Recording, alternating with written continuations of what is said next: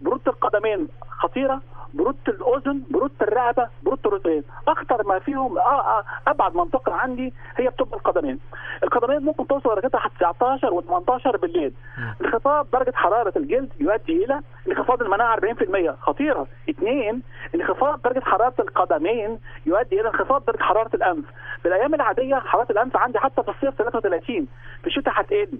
عشان كده ميكروبات البرد والانفلونزا بتحب قوي الأنوف الباردة.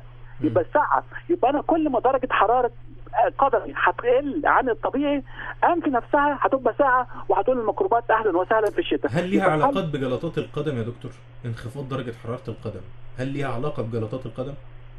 هو طبعا في اسباب كثيره، بس اللي يهمني انا اللي هم بتوع الحساسيه والكلام ده. بس طبعا الدوره الدمويه بتاثر، مشاكل في الجلطات هتاثر طبعا موجود. في الحالات دي كلها بيبقى نفضل في الحالات دي ان احنا بنعتدي الجوارب، ومحدش يقول الخزعبلات القديمه اللي بنسمعها في بعض الدول العربيه وحتى في مصر في بعض المناطق، يقول لك لا انا خايف البسه شراب بالليل احسن يسحب نظره. لا، الكلام ده خطا. يسحب نظره؟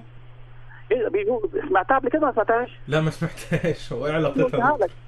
احنا بنقول عشان طبعا هتلاقي ناس كتير بيقولوها دلوقتي. لا، البسوا شرابات وما تخافوش، دفوا رجليكم، دفوا اقدام اولادكم بالليل خاصه في الايام دي. بعد كده كمان منطقه الوسط عند الاطفال بيبقى حالا لابس ملابس وهو عمره 8 سنين، راح اشترى ملابس 8 سنين، بس هو نايم بينكشف، السره بتبان، بطنه بتنكشف. يبقى يفضل نيجي نلبس بالليل، اللي عايز يلبس جلابيه يلبس، عايز يلبس ملابس لحد الركبه يلبس، المهم تكون لابس واسعه وفضفاضه عشان حتى لو رمى البطانيه او اللحاف ما ينكشفش، لان برده ما بيبرد ده ممكن ياثر عليه. وخلي بالنا ان الكلى من ورا مكشوفه، فممكن البروز دي كمان مش بس هتعمل له كده، لا ده ممكن بعض الاطفال ما يتحكموش في البول